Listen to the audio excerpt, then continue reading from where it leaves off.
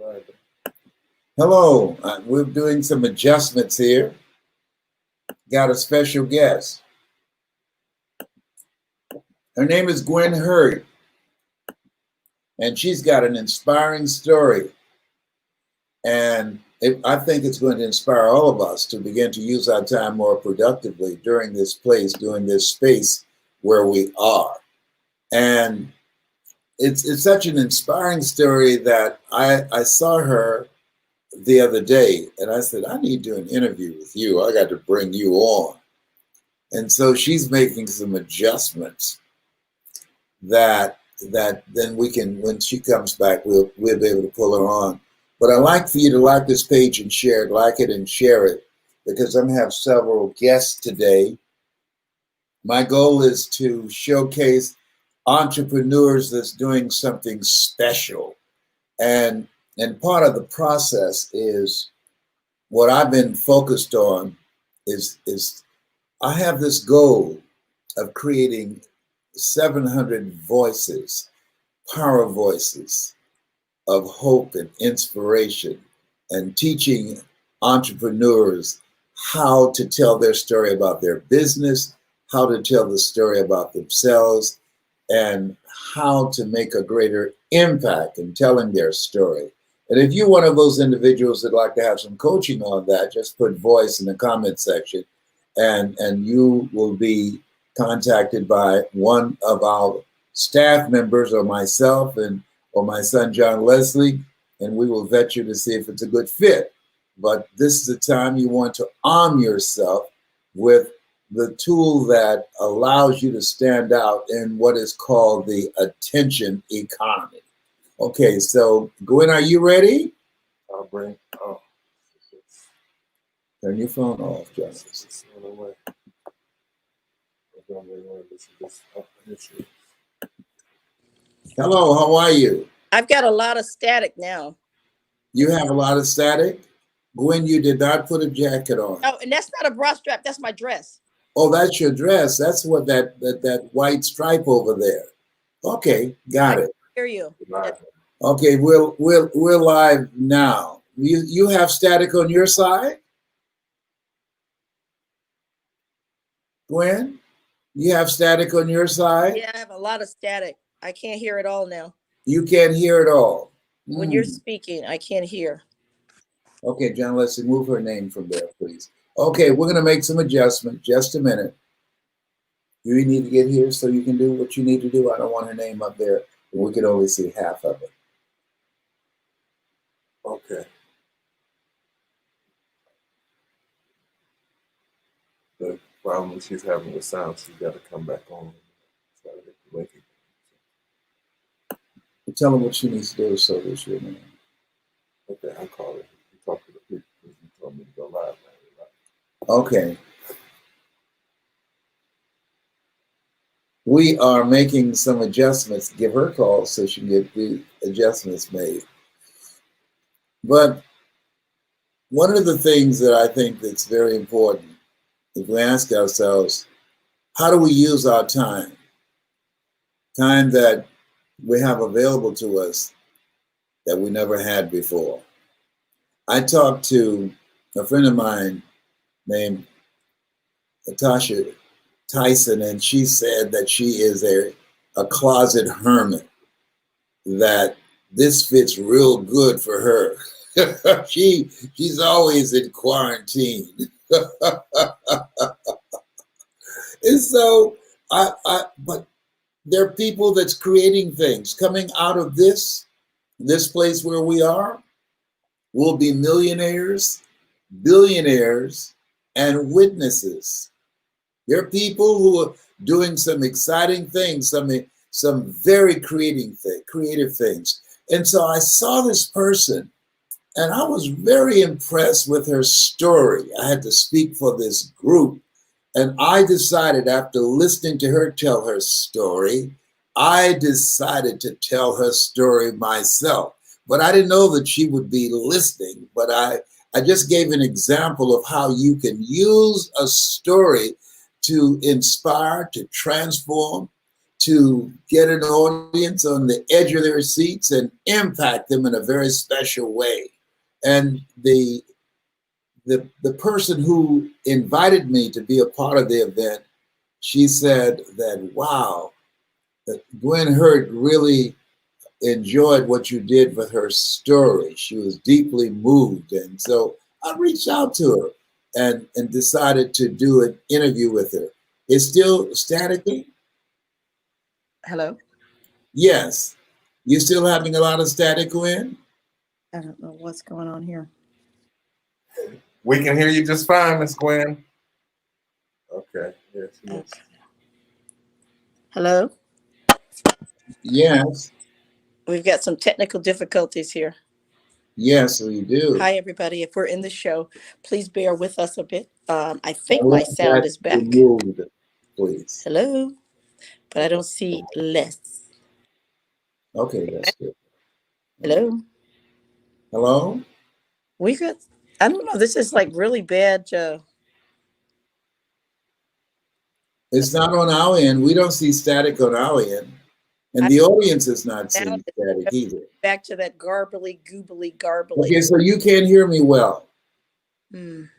Okay, here's what we're going to do. Rather than waste time, I'm going to have John Leslie call you. You work it out on your computer, and I'll go and do something else, and you work it out on your computer to get this properly well. And I'm not going to waste any time trying to get that straight. Put back up there what was there, and so I'll go with my message.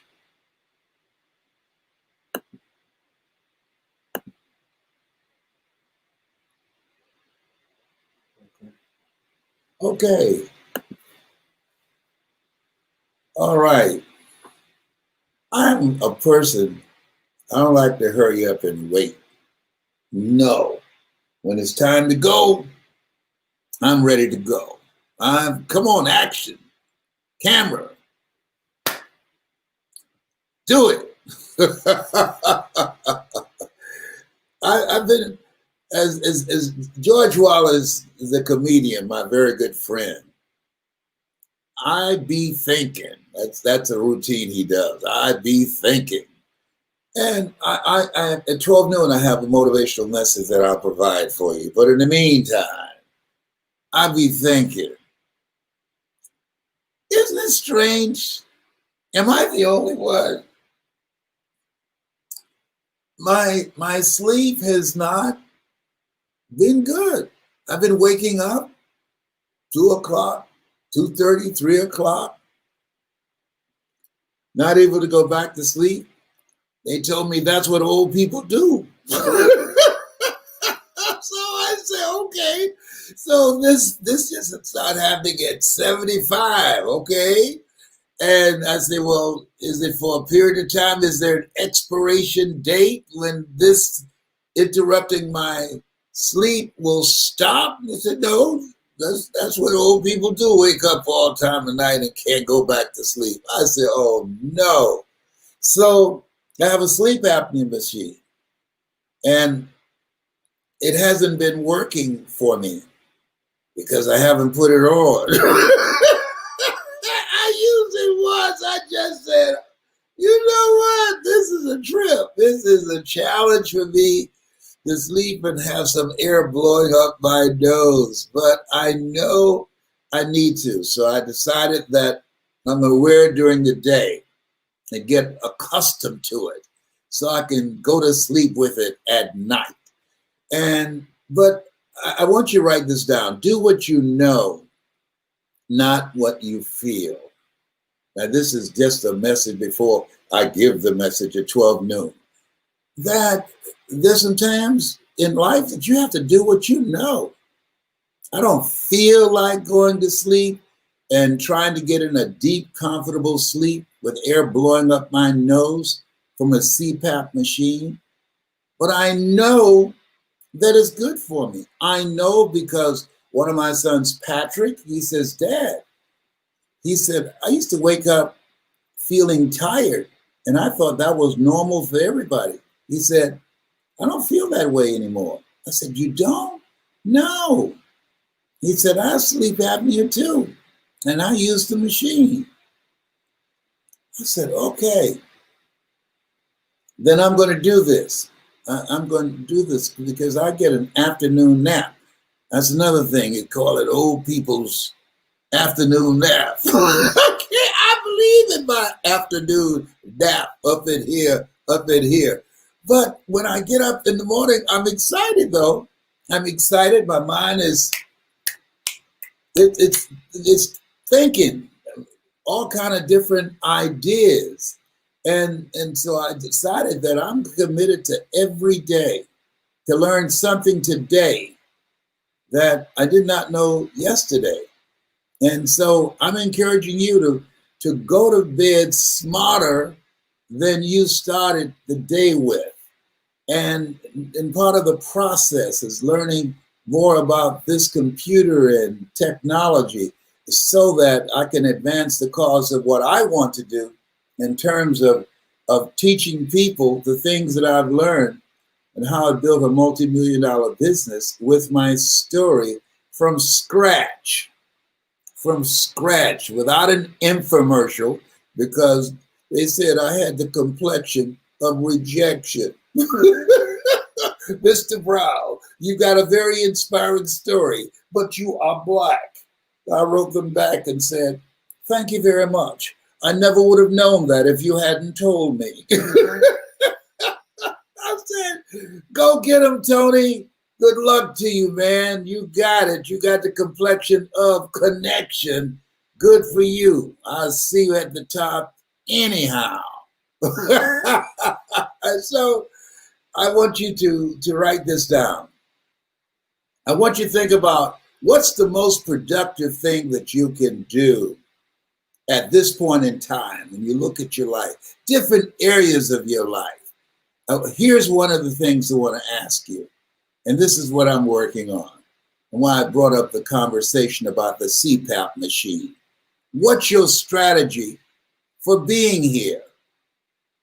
The reason I ask you that, the other night, my son, John Leslie, was with me, and I started having these pains on the left side of my chest. And I mean, it was disturbing. I've never had it like that before. And it just felt like somebody had an ice pick in the left side of my chest, just jabbing it. And it lasted for a few minutes. And John Leslie kept saying, Dad, do you want me to call 911? I said, no, not now. If it doesn't stop soon, yes. All right, if I lose consciousness, yes. Put an aspirin in my mouth, and yes, do call. But I think it's going to pass. And it did pass. Here's what disturbed me. After about an hour, I forgot about it. And the next day, I looked like nothing happened. Well, I started thinking, where did that come from? Mr. Brown, yes. What about your waistline? You're overweight. You think your sister just had nothing else to do but call you a fat pig? You're overweight. And so you can't even afford to catch the coronavirus. You have 4th stage cancer, high blood pressure, high cholesterol, diabetic, and a fat pig.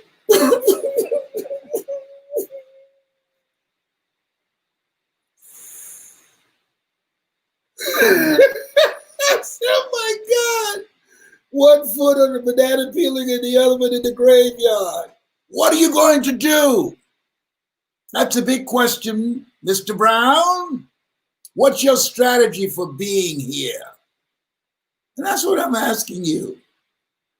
What's your strategy for being here? As I look at my goals and dreams, as I'm getting a jump start on 2021, and I was excited about 2020. I never had a year that kicked my butt like 2020. Let me tell you something. My goodness gracious, I can't wait to get out of here and get into 21. 2020 beat me so badly. I say I'm not coming out of the house until 2027. So I'm focused on my strategy for being here, how much weight I'm going to release, not lose, because what you lose, you go looking for. And I made a commitment to myself. I wrote out commitment to myself. My goal is to release a minimum of 75 pounds, get my sexy back. Come on now, that's what we talk about up in here, up in here. And physical fitness. I got a trainer, best on the planet. And that's King T, Terrence, and plant-based diet. I have a plant-based diet. Thanksgiving, I eat all vegetables. But did you have some turkey on Thanksgiving? Absolutely. Now we're taught you are what you eat. Well, I only eat turkeys that eat vegetables, that make them vegetables. No, you didn't go there. No, you didn't go there. Yes, I did.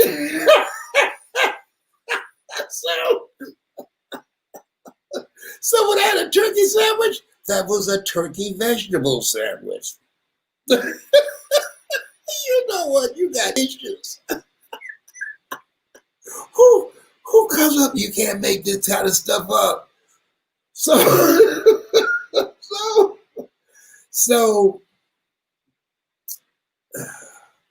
I vegetable turkeys. So I now realize and I affirm nothing tastes as good as health feels. There was a period in my life when I was eating to live. No, I was living to eat rather than eating to live. When I think about the Honorable Elijah Muhammad and some of the principles that he gave that would enrich and empower us, that's major. Some good stuff in there in the book that he wrote. Don't live to eat, eat to live. That was major for me. Give a man a strong sense of self, and that will give his life a sense of direction. And once his life has a sense of direction, that gives his life a sense of purpose. That's major there. And in this place where we are right now, in the attention economy, being able to express yourself, being able to have a clear vision of where you're going and what you're going to do with the rest of your life, and being concerned but not consumed with all the noise and the reports of how the coronavirus is going to the next level. Now, some people, they're not moved by it. I'm moved by what they're saying. I'm doing the right thing. I'm doing the right thing. I do everything virtually. I don't go anywhere to speak. I do it virtually. Right now, you can throw your net on the other side. Right now, we're going from brick and mortar to click and order. Right now, I make money at my computer virtually and teaching others how to do that, how to use their personality, how to use their knowledge and their experiences, and be able to touch, influence, and impact people from the safety and comfort of their home. What are you doing differently? Coming out of this, and at some point, this is going to pass. I'm watching people who will take the vaccine. I'll be watching them to see whether or not they're going to grow 3 or 4 new sets of ears or neck, an extra long neck or head come out of the side of the neck. I'm watching them. I'm just going to see what's going to happen first. Looking at the UK, these vaccines, we know we can't trust the government. No. Mm-mm. No, no, no. I'm watching. I'll take what President Obama takes. Yeah, I watch him too. He's got some big ears, but I'll watch him too. And wait for a minute. Because I'm not coming out the house. Not only do I have my door closed, I also have a machine that kills the virus when someone steps in. That's another conversation. I'll probably talk to you about that tomorrow. I'm taking all precautions. My goal is to die young at a very old age.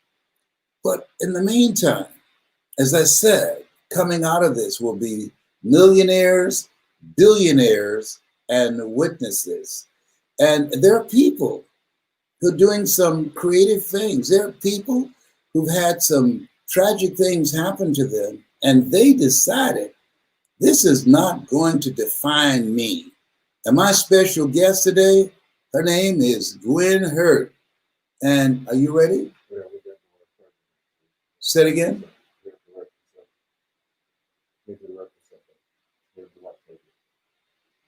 Okay, wait a minute. Where's Gwen Hurt? She has some technical difficulties. So while we're ready to bring Dwight Pleasure on, have to end this and then bring him on. Okay. My guest, Gwen Hurt, we have to bring her on later, but she's got some technical difficulties.